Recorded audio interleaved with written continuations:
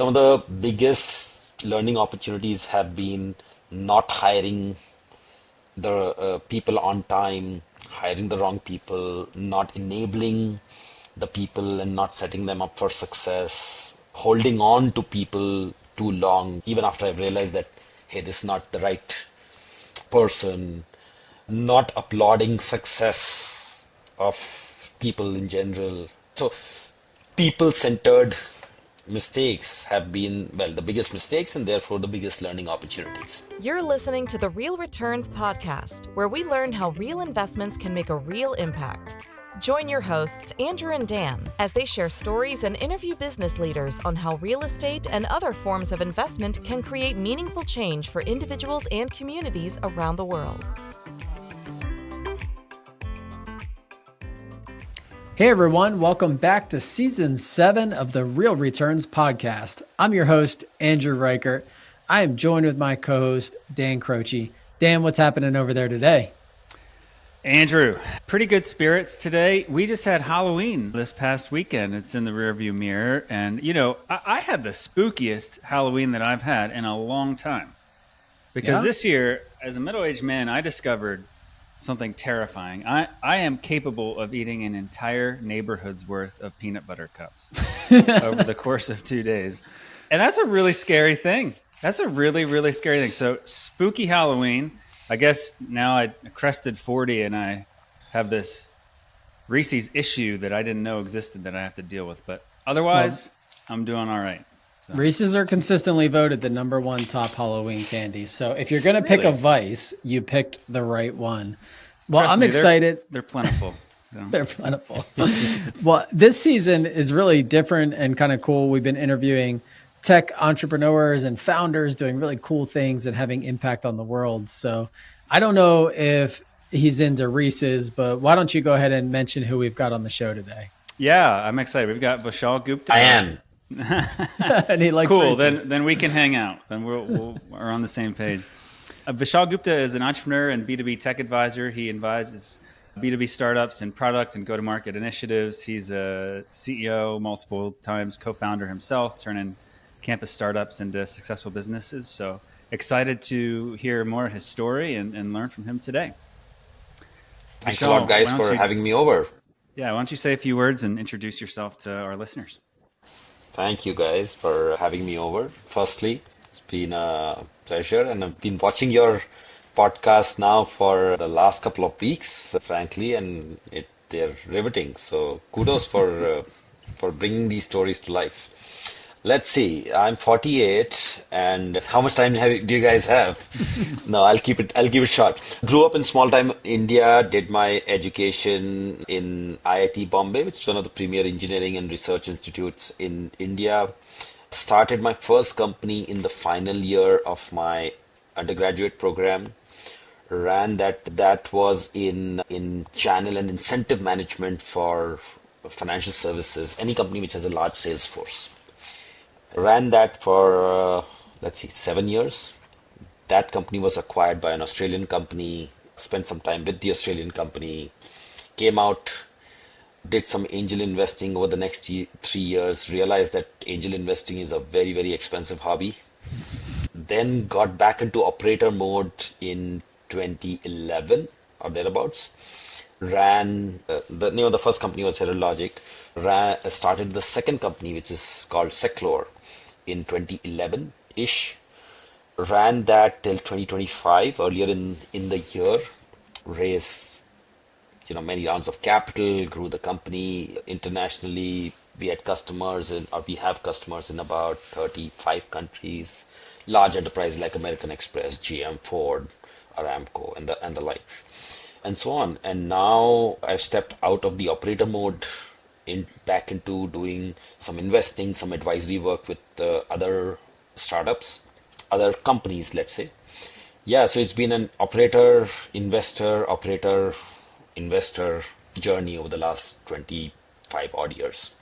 Very steep learning curves all through. That's amazing. I love your point about angel investing being an expensive hobby. It's definitely a swing for the fences kind of a risk profile. And Dan and I are conservative real estate investors. So it's sort of the opposite end of the spectrum of what we typically invest in. But kudos to you for not just being a company founder and an operator, but also an investor. I think that really gives you a unique vantage point into understanding both being in the business, understanding how to actually make it work, and having invested in those businesses to see from the outside, a unique vantage point, I would think, in terms of what works and what doesn't. So I'd love to just hear maybe a little bit of what you've learned. I mean, you've got a huge, array of experience from doing all of those businesses that you've been a part of and that you've founded. So what are some of the main learnings that you would offer to our listeners? There's this scientist called Niels Bohr who discovered the structure of the atom, many decades ago. And he said that an expert is somebody who's made every mistake there is to make in a narrow field. Right? So by that definition, I'm an expert in a lot of on a lot of subjects.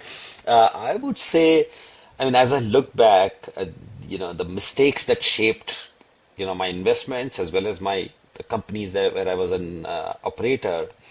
If I look at all the errors and therefore they tend to be the biggest learning opportunities, have been around hiring and people management. Right? I think that's been a constant learning. One of the first realization is in the startup world, definitely in the tech startup world, a generation is like 3 years. The whole psyche of the new incoming workforce changes not in over decades and so on, but every 3 years.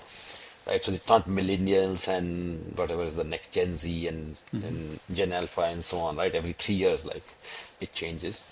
Some of the biggest learning opportunities have been not hiring the people on time, hiring the wrong people, not enabling the people and not setting them up for success, holding on to people too long even after I've realized that, hey, this is not the right person, not applauding success of people in general, and so on, right? So people-centered mistakes have been, well, the biggest mistakes and therefore the biggest learning opportunities.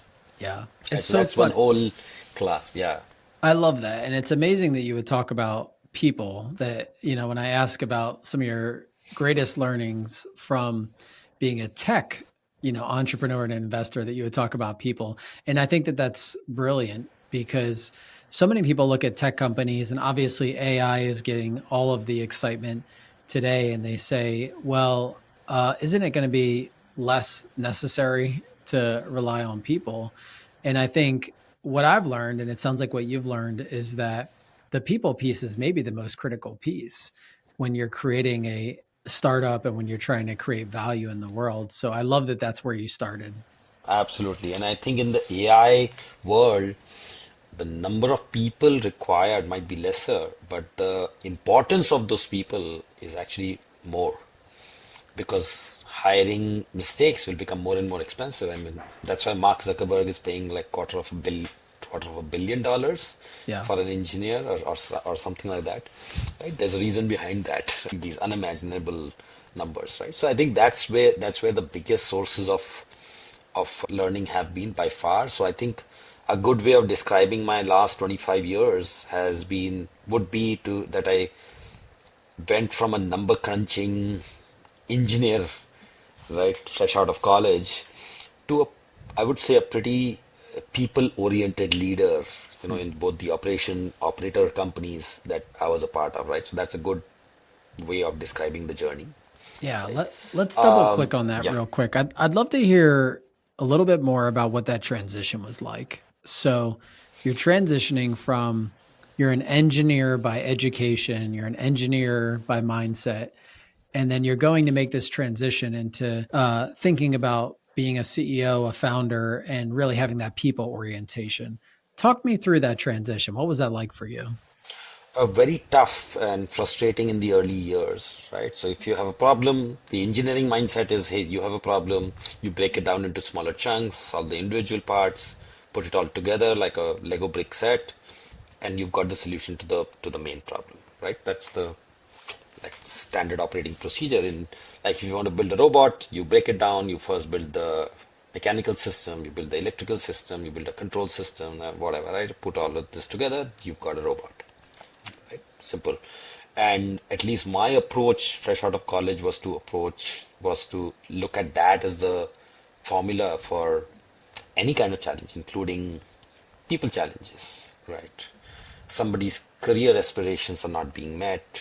Somebody has to change cities because his girlfriend is moving to the other city, and right, and so on, right? And I was trying to do the same. Hey, let's break down the problem into smaller parts, solve the small parts, bring it all together. Hey, we've got the solution. And even though in my mind that was, hey, it should work, right? It has worked every time. Whether you're trying to solve a differential equation or build a robot, right? It works. And so in most people-oriented situations, there is no formula, number one, and it has to start with very different set of tools. It starts with empathy, for example, right? Okay, let's talk about you first, right? And it finally goes to finding what is the right decision for that person in that context, and not restricting that person to my context, and so on.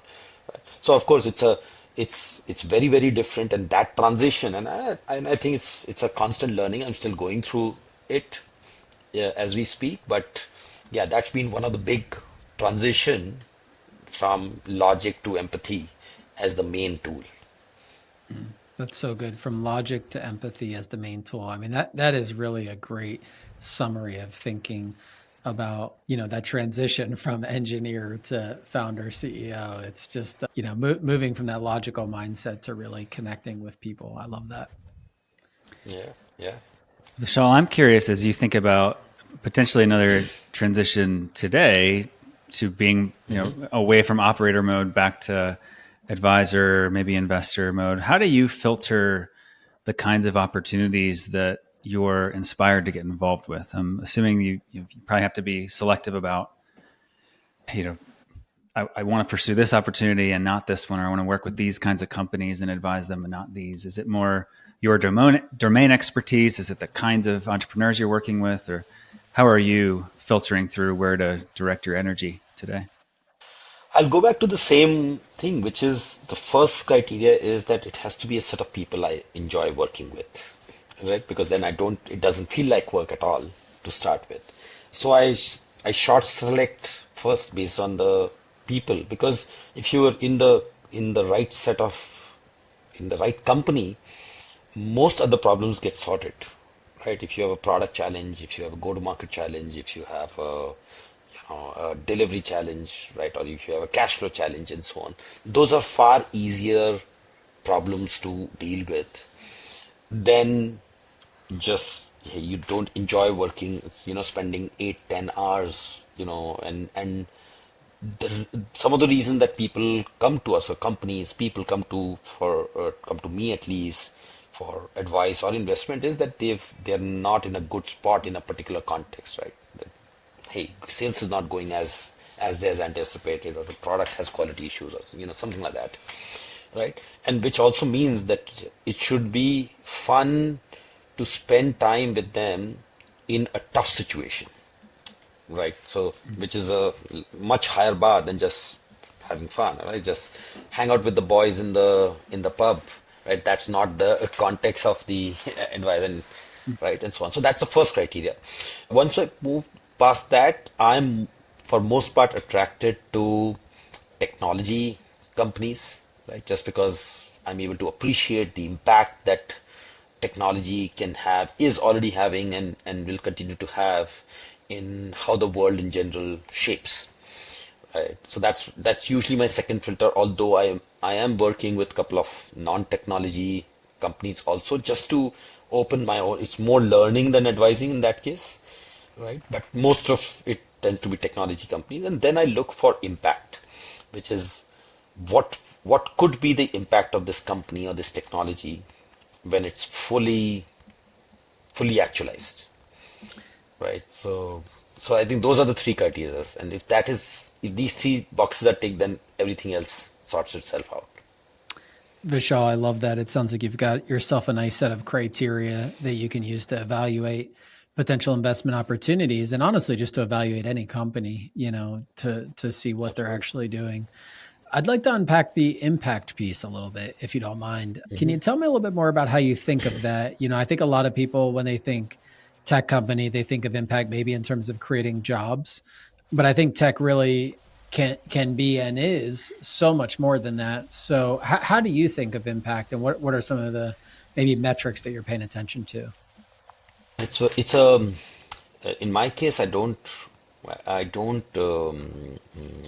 I'm usually not very specific on the kind of impact, right? And I can run through, maybe it's better for me to run through examples than a specific criteria, right? So one of the companies that I'm working with, once it's fully actualized, has the potential to save 5 to 7% of all manufacturing waste.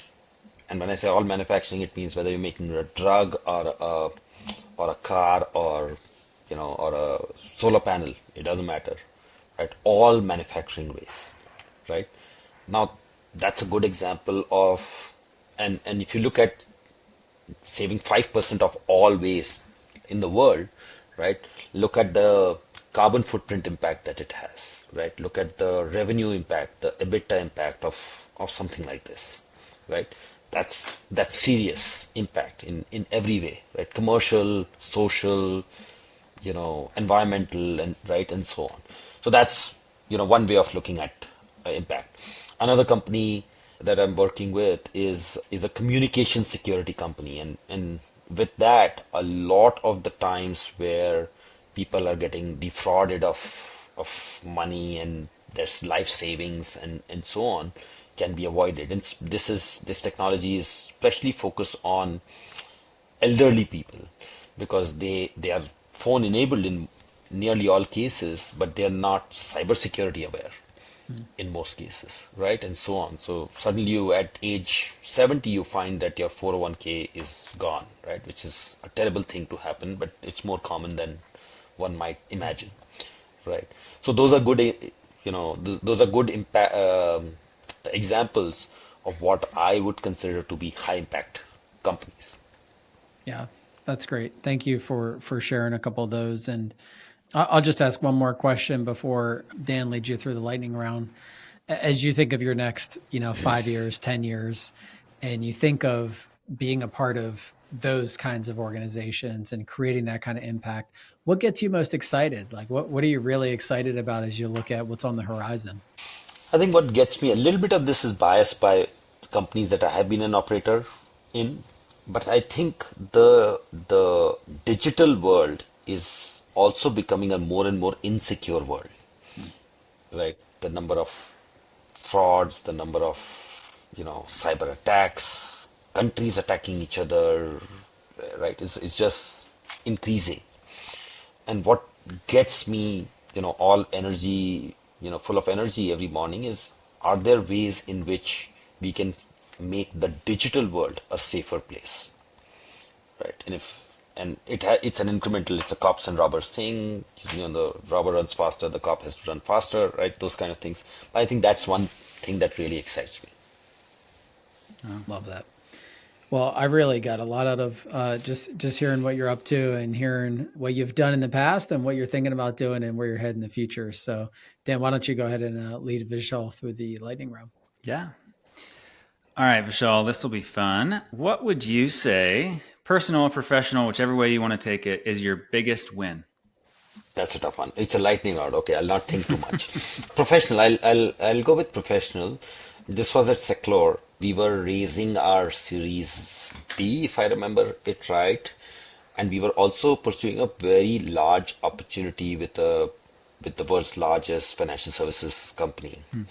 And during the negotiations, we were able to convince the company to pay us for the size of the contract became larger than the size of the capital that we were trying to raise. And by signing that contract, we were just that customer contract became like a funding event for the company, right? And so on. And raising capital, even in the easiest of times, is still a 3 to 6 months process. And we were able to stay on course and not get diverted by just taking that money from the customer instead of the investor. So I think that was a big high for me professionally. That's a very cool story. I've heard a similar one from a couple different founders, and that's a pretty inspiring event if you can pull that off, and a great way to fuel growth. So good for you. How about a favorite movie? I would say Usual Suspects, Shawshank Redemption. Can I go with 2? Oh yeah, those are 2 great ones. Yeah. I've heard that one before. Kevin Spacey is great. Yeah. Shawshank Redemption. Yeah, both of them are great. Yeah. How about your favorite food? I'll go with Ethiopian, African food, Ethiopian specifically. Okay. Yeah. Outside of home cooked mom food, I would vote for Ethiopian. Yeah, we've had a couple of those spots in Pittsburgh over the years, and it's quite unique. I like it. What would you say is a current growth edge? What are you working on these days, either personal or professional, to just make yourself better? Oh, a lot of them. I'm trying to figure out ways of sleeping well, because I do think that a lot of health issues spring from and also can be solved by just making sure that you're sleeping well. Right? So that's the thing that I'm working on most personally. Professionally, being an operator, it's been a little bit of, you just tend to look only in one direction. So the last couple of months has been an eye-opening journey for me to just look at, and having, advising some of these companies and young entrepreneurs has been a eye-opener to what can just youth energy do to the world, right? And so on. So yeah, that's just being around young, energetic entrepreneurs in their early 20s in most cases, right, has been just very energizing. Yeah, that's very cool. To rub shoulders with impactful people like that, I'm sure is changing you for the better. And last one, A+ content that you take in these days, whether that's books, podcasts, wherever you find new information to feed your brain. What's that look like? There's a podcast called My First Million. That's the one that I watch pretty regularly. Then Diary of a CEO. That one. So these are the 2 podcasts that I watch. And then there is a very famous Indian entrepreneur called Nikhil Kamath. He's the CEO of the equivalent of Robinhood of India. Wow. It's called Zerodha. So he runs the podcast, the CEO of the company is an operator, but he makes sure that he runs, puts out at least one episode every 2 weeks and so on. So those are my content, sources that I go to. It has been an enlightening journey. Yeah, those are some new ones. We'll have to check them out. Yeah, My First Million, checked it out. Very similar to you guys. Two dudes just having a fun time, with guests sometimes, just with each other. Always great content. Yeah, I just followed it on Apple. So great suggestion there. Looking forward to checking that out. Vishal, thank you so much for being on the show. I really enjoyed this. I learned a ton from you. One of the things that's really sticking with me is, you being an engineer by education and mindset, saying that shift from logic to empathy as you moved into being a leader and being a founder and even being an investor is really something that I'm taking away from me. So thank you so much for being on the show. Thank you to our listeners for listening in. If you've been following us for a while and haven't gotten plugged in, feel free to check out our website, burgocapital.com. If you're ever interested in real estate investing or otherwise, we'd love to talk to you. We're here to be a resource for you. Feel free to submit questions online as well. And thank you again to our listeners, and thank you again to our guest, Vishal. Thank you, guys. Thank you, Andrew and Daniel. You guys are great, and what a great podcast. I should add you to your recommended reading list. Thank you so much. Appreciate that. Thanks again, Vishal. We'll have a great day. Thanks. Thank you for joining us for this episode of the Real Returns Podcast. We hope that you learned something new about how you can invest to make a lasting impact on those around you. Please be sure to subscribe to our show wherever you listen to your podcasts, leave us a review, and share about us on social media.